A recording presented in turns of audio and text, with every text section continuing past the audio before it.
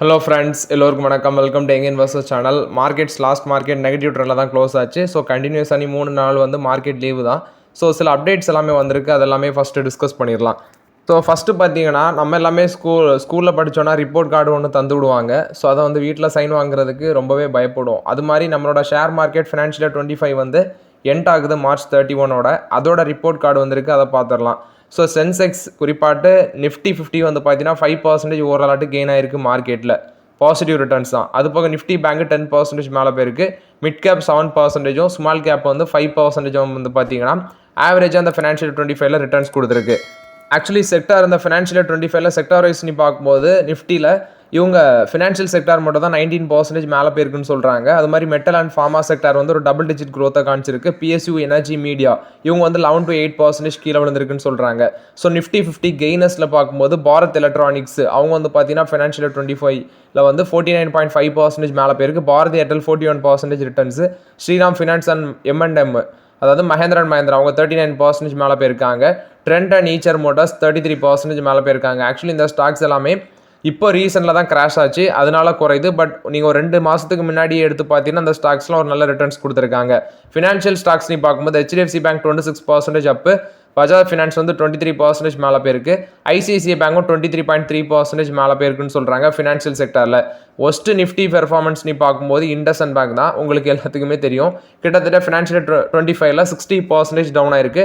டாடா மோட்டார்ஸ் 32%, அதானி என்டர்பிரைசஸ், ஹீரோ மோட்டார் கார்ப், டைட்டன் இவங்க எல்லாமே 20% இந்த ஃபினான்ஷியல் இயரில் ட்ராப் ஆயிருக்காங்க. மிட் கேப்பில் பார்க்கும்போது மேசகான் டாக்ஸி பில்டர்ஸ், BSE இதில் வந்து மேசகான் டாக்ஸி பில்டர்ஸ், BSE 100% மேலே ரிட்டர்ன்ஸ் கொடுத்துருக்காங்க. இன்வெஸ்டர்ஸோட வெல்த்தை வந்து டபுளாக ரிட்டர்ன்ஸ் கொடுத்துருக்கு. Vedanta, Paytm, Hindustan zinc, first source இவங்க எல்லாமே பார்த்தீங்கன்னா மிட் கேப்பில் வந்து டாப் கெய்னர்ஸாக இருக்கிறாங்க. ஸோ ஓவர்லாட்டு வந்து பார்த்தீங்கன்னா இதான் நம்மளோட ஃபினான்ஷியல் 25க்கான ஃபினான்ஷியல் 25 எண்ட் ஆகுது. அதோட share market report card. So இதில் வந்து நீங்கள் புரிஞ்சுக்கணும் எந்தெந்த ஸ்டாக் எந்தெந்த செக்டார் வந்து எவ்வளோ ரிட்டர்ன்ஸ் கொடுத்துருக்கு அப்படின்னு சொல்லி. நெக்ஸ்ட் எலன் மஸ்க் ஒரு முடிவு எடுத்திருக்காரு. அவரோட சோஷியல் மீடியா பிளாட்ஃபார்ம் ட்விட்டர்னு முன்னாடி இருந்துச்சு, அதை பார்த்தீங்கன்னா எக்ஸ்ன்னு நேமாக மாற்றிருந்தாரு.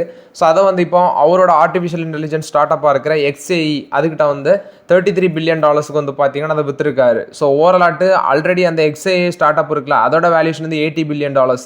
இதை வந்து அந்த கம்பெனிட்ட $33 பில்லியன். ஸோ ரெண்டுமே ஒரு கம்பைன் என்டிட்டி சோஷியல் பிளாட்ஃபார்ம் மட்டும் கொண்டு வரதுக்கு வேண்டி தான் இப்படி பண்ணுறாரு போல். ஸோ எக்ஸில் மட்டுமே 600 மில்லியன் யூசர்ஸ் வந்து வச்சுருக்கிறாங்க. அதாவது அந்த சோஷியல் மீடியா பிளாட்ஃபார்மில் வந்து 600 மில்லியன் யூசர்ஸ் இருக்கிறாங்க. இந்த XAI இருக்குல்ல, அந்த start up artificial intelligence company, அதை அவர் லான்ச் பண்ணி 2 இயர்ஸ் ஆகுது அப்படின்னு சொல்கிறாங்க. ட்விட்டரை 2022 வந்து அவர் $44 பில்லியன் வாங்கினார். ஆனால் இப்போ ட்விட்டரில் அவரோட சோஷியல் மீடியா நெட்வொர்க்கில் மட்டுமே $12 பில்லியன் டெப்ட், அதாவது கடன் இருக்குது அப்படின்னு சொல்கிறாரு. ஸோ அதுக்கு வேண்டி அவர் மெர்ஜ் பண்ணி மேபி அது மூலமாட்டு க்ரோத் பாதையில் கொண்டு போகலான்னு சொல்லி இது பண்ணுறாரு. ஸோ நான் சொன்ன அந்த ஸ்டார்ட் அப் கம்பெனியான XAI இதில் வந்து பார்த்தீங்கன்னா Grok3, ஸ்கேரி ஸ்மார்ட் இது மாதிரி சில ரிசோர்ஸஸ் எல்லாமே அவர் ப்ரொமோட் பண்ணியிருக்கிறாரு. ஸோ ஓவர்லாட் இது வந்து எலன் மஸ்க் கொடுத்த அப்டேட்டு. நெக்ஸ்ட் பார்த்தீங்கன்னா நீங்கள் கமெண்ட்ஸில் கேட்ட டவுட்டு. ஆக்சுவலி Thursday நினைக்கிறேன் மார்க்கெட் பாசிட்டிவ் ட்ரெண்டில் க்ளோஸ் ஆச்சு, பட் போர்ட்ஃபோலியோ நெகட்டிவ்ல க்ளோஸ் ஆச்சு நிறையவே இருக்குது. அதில் தான் ஒருத்தர் சொல்லியிருந்தார் IDFC first bank, Tata Motors, IndusInd bank இதனால என்னோட போர்ட்ஃபோலியோ பிளட் பாத் அப்படின்னு சொல்லி. உண்மைதான், ரீசெண்டாக IDFC ஃபர்ஸ்ட் பேங்க்கில் வர பெருசாக கிராஷ் இல்லை. ஆனால் அது வந்து நீங்கள் $180 அதுலேருந்துலாம் கன்சிடர் பண்ணியிருந்தீங்கன்னா உங்களுக்கு பயங்கரமாக அடி விழுந்திருக்கும். ஆனால் டாடா மோட்டார்ஸ் வந்து பார்த்தீங்கன்னா இப்போ ரீசெண்டாக 600 நாளாக வந்து 965ல கன்சிடர் பண்ணேன், அதுலேருந்தே ஆரம்பிச்சது. இப்போவும் ஸ்லோவாக யூஸ் பண்ணிட்டு இருக்கிறேன். ஸோ டாடா மோட்டர்ஸும் நிறைய பேர் 1000லேருந்துலாம் யூஸ் பண்ணாங்க. இப்போ அது வந்து $660 சம்திங்கில் இருக்குது. ஸோ அதுவும் நிறைய கிராஷ் ஆகிருக்கும் ஓவரால் போர்ட்ஃபோலியோவில் பார்க்கும்போது. இண்டஸ்இண்ட் பேங்கும் பார்த்தீங்கன்னா 60% கிராஷ் ஆயிருக்குன்னா, ஸோ நிறைய பேர் வந்து 1900ல தான் யூஸ் பண்ணாங்க. ஸோ இண்டஸ்இண்ட் பேங்க் அந்த லெவல்லேருந்து யூஸ் பண்ணியிருந்தா கூட $900 அந்த ரேஞ்சிலேருந்து யூஸ் பண்ணால் கூட போர்ட்ஃபோலியோவில் வந்து பிளட் பாத் பயங்கரமாக இருந்திருக்கும். ஸோ இந்த 3 ஸ்டாக்குமே பார்த்தீங்கன்னா நான் வந்து ஓன் ரிஸ்க் அனாலிசிஸ் பண்ணிவிட்டு நான் வந்து உள்ள என்ட்ரி கொடுத்துருக்குறேன். இந்த 3 ஸ்டாக்குமே என்கிட்ட இருக்குது. பட் ஒரு லாங் டேர்மில் வந்து நல்லா ரிட்டர்ன்ஸ் வர சான்சஸ் இருக்குது இந்த ஸ்டாக்கில். ஸோ அதனால் வந்து பொறுமையாக இருக்கிறவங்க மட்டும் இந்த 3 ஸ்டாக்கில் ஃபோக்கஸ் பண்ணுங்கள். நிறைய பேர் ஒருத்தர் கேட்டார், டாடா மோட்டார்ஸ் வந்து $500 கீழே வருமா ப்ரோ அப்படின்னு சொல்லி. டாடா மோட்டார்ஸோட சேல்ஸ் வந்து அடி வாங்குது, அது இல்லாமல் நெக்ஸ்ட்டு இப்போ ரிசல்ட்ஸில் வந்து அடி வாங்குது அப்படின்னா டெஃபினட்டாக 500 கீழே வர பாசிபிலிட்டிஸ் அதிகமாக இருக்குது. 500 கீழே வரட்டாலும் 600 பிரேக் பண்ணி 550 வரும்னு நினைக்கிறேன். ஸோ அது வந்து ரிசல்ட்ஸ் அண்ட் அவங்களோட சேல்ஸ் அதுதான் முடிவு பண்ணும். இது டாடா மோட்டார்ஸை பொறுத்த வரைக்கும் அப்டேட்டு. நெக்ஸ்ட் பார்த்தீங்கன்னா தங்கமேல் ஜுவல்லரியோட ஸ்டாக் ப்ரைஸ் லாஸ்ட் மார்க்கெட்டில் ஒரு நல்ல பர்ஃபார்மன்ஸ் கொடுத்துருந்துச்சு. பட் க்ளோசிங் வந்து நல்லா இல்லை. குறிப்பாட்டு 2205 வரைக்கும் போனது 2003 க்ளோஸ் ஆயிருக்கு. கிட்டத்தட்ட 202 ருபீஸ் டிஃபரன்ஸில் க்ளோஸ் ஆயிருக்கு ஒரே நாள்லே. ஸோ ஆக்சுவலி என்ன அப்டேட் அதில்னா, ப்ரொமோட்டர்ஸ் வந்து பிளட்ஜ் பண்ண ஷேர் எல்லாமே பேங்க் வந்து பார்த்தீங்கன்னா கம்ப்ளீட்டாக ரிலீஸ் பண்ணியிருக்கிறாங்க. ஸோ என்டையர் ப்ரொமோட்டர் ஷேர்ஸ் வந்து இப்போ ஃப்ரீயாக இருக்குது. அந்த பேசிஸில் வந்து பார்த்தீங்கன்னா தங்கமயில் ஒரு நல்ல பாசிட்டிவ் ரிட்டர்ன்ஸ் கொடுத்துருக்குது லாஸ்ட் மார்க்கெட்டில். பட் க்ளோசிங் வந்து ரெட்டாக இருக்குது. இது தங்கமயில பொறுத்த வரைக்கும் அப்டேட்டு. தங்கமயில் லாஸ்ட் 5 டேஸில் பார்க்கும்போது ஆவரேஜ் ஆட்டு ஒரு 7%, அதே 1 வீக்கில் 8%, கிட்டத்தட்ட 1 இயரில் வந்து 62% மேலே ரிட்டர்ன்ஸ் கொடுத்துருக்குது. ஸோ இது வந்து பார்த்தீங்கன்னா தங்கமயில் ஸ்டாக்ஸை பொறுத்த வரைக்கும் அப்டேட். பட் எனக்கு தெரிஞ்சு தங்கமயிலோட வேல்யூஷன் இப்போ நமக்கு ஈக்குவலாக இல்லை. ஸோ அதனால் வெயிட் பண்ணுறது தான் பெட்டருங்கிறது என்னோட கருத்து. பி ரேஷியோ வந்து 49 இருக்குது தங்கமயிலில். இப்போதை வெயிட் பண்ணுங்கள், wait for the opportunity. Next ஒரு நண்பர் கேட்டிருந்தாரு, ப்ரோ இந்த ஷார்ட் டேமுக்கு ஒரு 5 ஸ்டாக்ஸ் சொல்லுங்கள் அப்படின்னு சொல்லி. ஒருத்தர் கமெண்ட் பண்ணியிருக்காரு, சென்கோ, டிசிஎஸ், தங்கமயில், ஃபினோலெக்ஸ், அல்ட்ராடெக் சிமெண்ட். இப்போ நீங்கள் இதில் வாங்கினீங்கன்னா இப்போ ரிசல்ட்ஸ் வர டைம் இருக்குது. இதில் Senco gold stocks maybe performance better பண்ணலாம். ஆனால் வந்து டிசிஎஸ், ஃபினோலெக்ஸ், அல்ட்ராடெக் சிமெண்ட் எல்லாமே ஷார்ட் டேர்மில் பெர்ஃபார்மன்ஸ் பண்ணுறது எனக்கு தெரிஞ்சு கன்ஃபார்மாக சொல்ல முடியாது. ஏன்னா இப்போ ஐடி செக்டார் ப்ரெஷரில் இருக்குது. அதனால் டிசிஎஸ் வந்து ஷார்ட் டேர்மில் பெர்ஃபார்மன்ஸ் பண்ணுமாங்கிறது $1 மில்லியன் கொஸ்டின். ஃபினோலெக்ஸும் அது மாதிரி தான். ஏன்னா இப்போ வந்து அதானிஸ், பிர்லா இவங்க வந்து கேபிள் அண்ட் ஒயர் செக்மெண்ட்டுக்குள்ளே வராங்க, அதையும் கவனிக்கணும். அல்ட்ராடெக் சிமெண்ட்டும் அதே மாதிரி தான். அல்ட்ராடெக் சிமெண்ட் வந்து நாங்கள் கேபிள் அண்ட் ஒயர் செக்மெண்ட்டுக்குள்ளே போகிறோன்னு சொல்கிறாங்க. But it's take time. Plus UltraTech cement வந்து சிமெண்ட் பிஸ்னஸ் இப்போ கொஞ்சம் ப்ரெஷரில் இருக்குது. ஸோ இதெல்லாமே நீங்கள் கவனிக்கணும். சும்மா வந்து டக்குனி வந்து கொஞ்சம் இதெல்லாமே வேல்யூஷனும் ஜாஸ்தியாக இருக்குது. அப்படி பார்த்துட்டு போய் வந்து குளத்துக்குள்ளே குதிச்ச மாதிரி குதிச்சிடக்கூடாது. எப்போவுமே கேர்ஃபுல்லாக இருக்கணும் மார்க்கெட்டில்.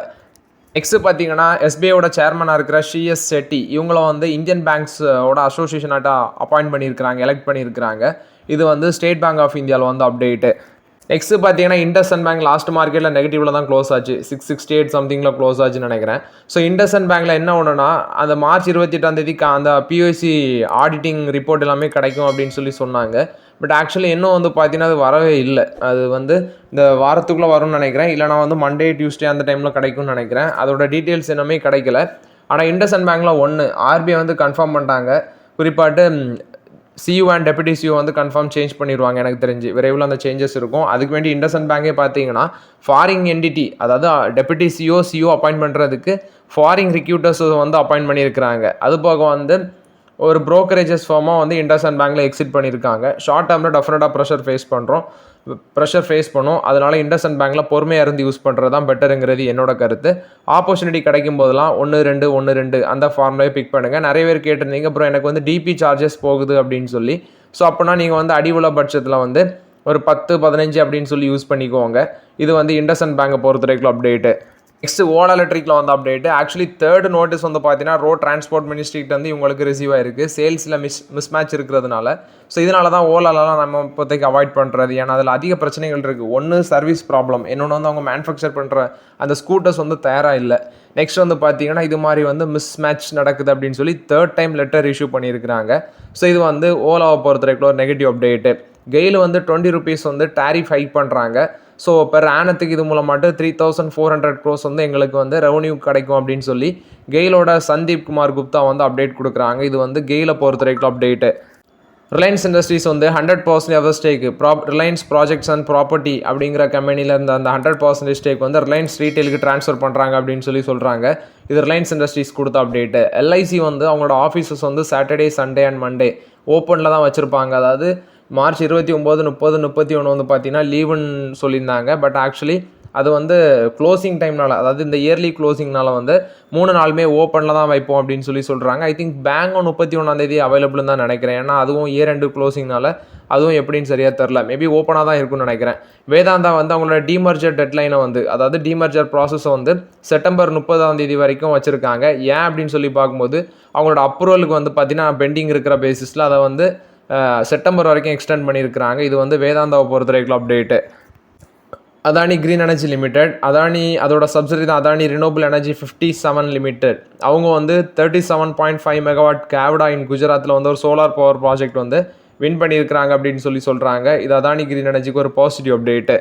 என்எஸ்சி கொடுத்த அப்டேட்டு. ஆக்சுவலி இவங்க அந்த மார்க்கெட்டுக்கான அந்த டெரிவேட்டிவ் கான்ட்ராக்ட்டுக்கான லாட் சைஸை வந்து இன்க்ரீஸ் பண்ணுறாங்க. எப்படின்னு பார்க்கும்போது ஃபஸ்ட்டு பேங்க் நிஃப்டிக்கு வந்து 30 35 இன்க்ரீஸ் பண்ணுறாங்க லாட்டை.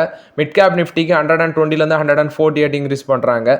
Nifty 50, Nifty financial service, Nifty next 50 இதெல்லாமே வந்து அன்சேஞ்சாக தான் இருக்கும். பட் ஆக்சுவலி நான் சொன்ன மாதிரி பேங்க் நிஃப்டி மிட் கேப் நிஃப்டிக்கு தான் லாட் சைஸ் இன்க்ரீஸ் பண்ணுறாங்க.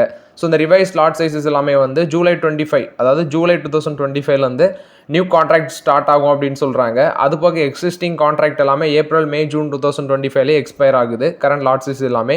ஸோ ஓவர்லாட்டு அடிஷ்னல் குவார்ட்டர்லி கான்ட்ராக்ட்ஸ் வந்து ஏப்ரல் 25 2025 வந்து அவைலபிளாக இருக்கும் ட்ரேடிங்னு சொல்கிறாங்க. இது என்எஸ்சி கொடுத்த அப்டேட்டு.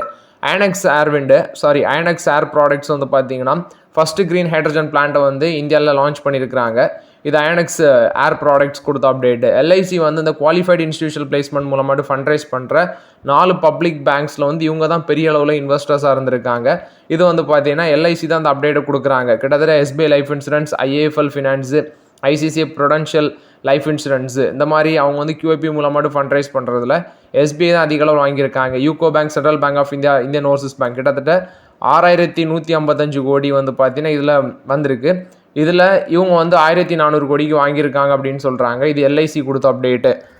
டேரிஃப் வந்து போட்டிருக்காங்க. இதனால் வந்து இந்தியாவோட எக்ஸ்போர்ட்டுக்கு வந்து பார்த்தீங்கன்னா கிட்டத்தட்ட $31 பில்லியன் ஒர்த் ஆஃப் எக்ஸ்போர்ட் வந்து லாஸஸில் போகலாம் அப்படின்னு சொல்கிறாங்க. பட் ஆக்சுவலி இது வந்து 25% ஆஃப் த எக்ஸ்போர்ட். இந்தியாவோட எக்ஸ்போர்ட்டில் இது வந்து 25% ஆஃப் த எக்ஸ்போர்ட்னு சொல்கிறாங்க. அதாவது எக்ஸ்போர்ட் டு த யூஎஸில் வந்து 10% வந்து நம்ம செட் பண்ணியிருக்கோம். இப்போ யூஎஸ் வந்து 25% டேரிஃப் போடுறதுனால $31 பில்லியன் அளவுக்கு நமக்கு இம்போர்ட் ஆகும். இது இம்பேக்ட் ஆகும். $31 பில்லியன் $6 பில்லியன் அளவுக்கு நம்ம லாஸ் பண்ணலாம் அப்படின்னு சொல்லி எம்கே குளோபல் ஃபினான்ஷியல் எடுத்த சர்வேல சொல்கிறாங்க. ஆஸ்ட்ராசெனகா ஃபார்மா இந்தியா கொடுத்த அப்டேட்டு. இவங்க அந்த ப்ராடக்ட் இமுடர்னு நினைக்கிறேன், லிமுடரான்னு தெரில. ஸோ அந்த ப்ராடக்ட் வந்து பார்த்தீங்கன்னா அவங்க மேனுஃபேக்சர் பண்ணுறதும் சரி, மார்க்கெட் பண்ணுறதும் சரி டிஸ்கன்டினியூ பண்ணுறாங்க ஏப்ரல் 1 இது வந்து அஞ்சினா பெக்டாரிஸ் அந்த ட்ரீட்மெண்ட்டுக்கு யூஸ் பண்ணுற ட்ரக்கு அதை மேனுஃபேக்சர் பண்ணி டிஸ்ட்ரிபியூட் பண்ணுறது வந்து ஸ்டாப் பண்ண போகிறாங்க. நெக்ஸ்ட் இப்கா லெபார்டரிஸு பால்கரில் இருக்கிற பிளான்ட்டை 36.90 crores வந்து விற்றுருக்காங்க. பையர் வந்து விஎஸ் இன்டர்நேஷனல் ப்ரைவேட் லிமிடெட். அதுபோக யூனிகம் இந்தியா அந்த கம்பெனிகிட்ட இருந்து யூனிகம் லெபார்டரிஸ் லிமிடெட் அயர்லாந்து அதை வந்து கன்சிடர் பண்ணுறாங்க. 4 கோடிக்கு வந்து பார்த்தீங்கன்னா கன்சிடர் பண்ணுறாங்க. இது வந்து இப்கா லெபார்டரிஸ் கொடுத்த update. Bharat heavy electricals limited வந்து 542 கோடி ஒர்த் ஆஃப் லாஸ் யூட் வந்து பார்த்தீங்கன்னா கர்நாடகா பவர் கார்பரேஷன் லிமிடெட்டுக்கு எகென்ஸ்டாடு பண்ணியிருக்கிறாங்க.